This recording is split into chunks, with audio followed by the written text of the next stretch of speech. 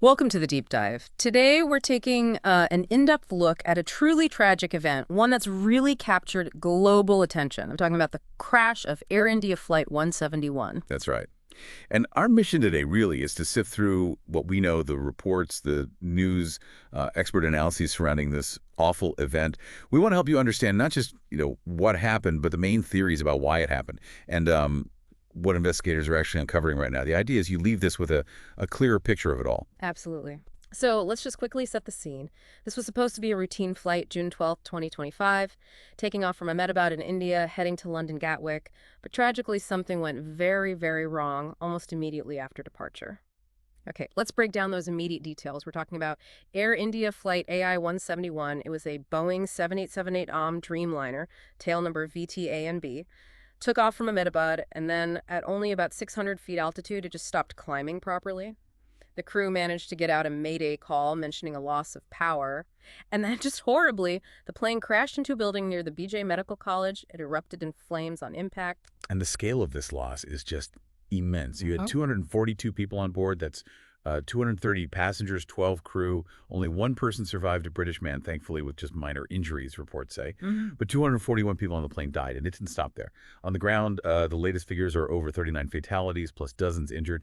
It's just devastating for so many communities. It really is. Puts it into perspective. So investigators arriving on that scene, what were the first clues? What were they immediately focusing on as the likely cause? Well, right from the get-go, almost everything pointed strongly towards one very specific and incredibly rare scenario, a dual engine failure. You can see it at the crash footage analysis. The plane climbs briefly, then just rapidly loses altitude.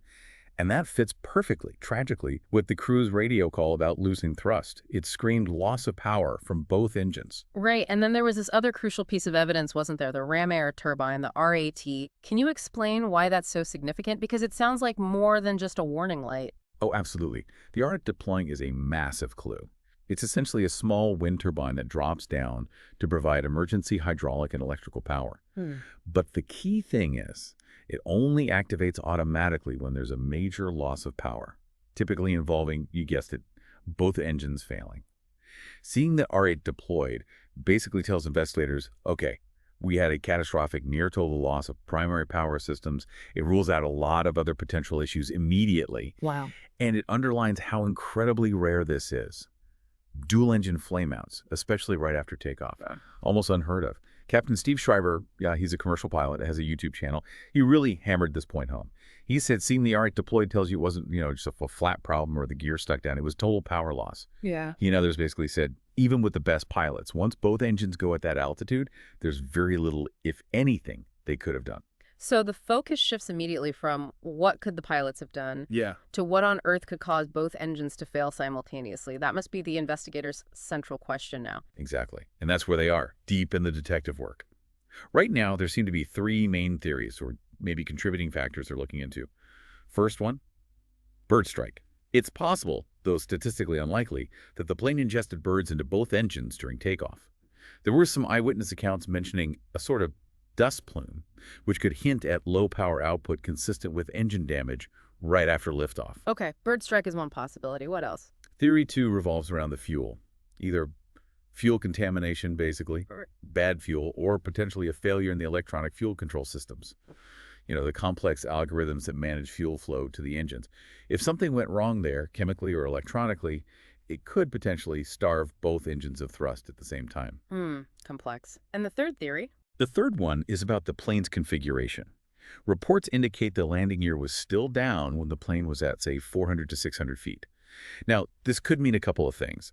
Maybe the engines failed first and the pilots were so swamped dealing with that, they just didn't get to retracting the gear. That's one possibility. Or, alternatively, perhaps, they missed retracting the gear for some other reason, and that extra drag, maybe combined with a specific power setting or atmospheric condition, put undue stress on the engines leading to failure. It's another angle they have to explore. Right, so bird strike, fuel issues, or takeoff configuration possibly playing a role. And it's crucial, as you said, these are just theories being investigated, not confirmed causes yet. So how does this investigation actually proceed? Who's involved in piecing this incredibly complex puzzle together? It's a huge coordinated effort. India's DGCA, their main aviation safety body, acted fast.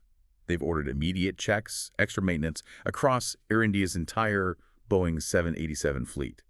Then you have the formal accident investigation.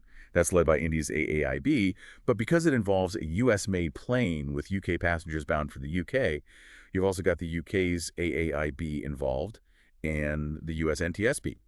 Plus, naturally, Boeing is the manufacturer, and GE Aerospace, who made the engines. They're all working together. And the key pieces of evidence they're all poring over right now are, of course, the CVR and FDR, the black boxes. They were recovered. Okay, so the black boxes are key. What kind of timeline are we looking at? When might we get more concrete information? Well, typically you'd expect a preliminary report within maybe a few months. That won't have all the answers, but it should give a clearer direction of the investigation. The full final report, though, that takes time. These things are incredibly detailed, often taking a year, maybe more, to really analyze everything fully. Meticulous is the word. It really makes you think, doesn't it, about all the systems, the checks, the redundancies built into aviation to prevent exactly this kind of thing. And yet, this tragedy happened. It really underscores why this matters to you, the listener, the traveler. It impacts safety protocols worldwide. It impacts trust. Every detail learned here hopefully prevents future incidents. Absolutely. It's a stark reminder. This event, one of the worst takeoff accidents in recent memory, highlights that extremely rare but catastrophic risk dual-engine failure in a critical phase of flight. It really reinforces the constant need for vigilance and improvement in aviation safety, even with today's incredibly reliable technology. So as we wrap up this deep dive, think about that complexity. Layers upon layers of safety built into modern aircraft. Yet sometimes the almost unthinkable combination of failures can still occur.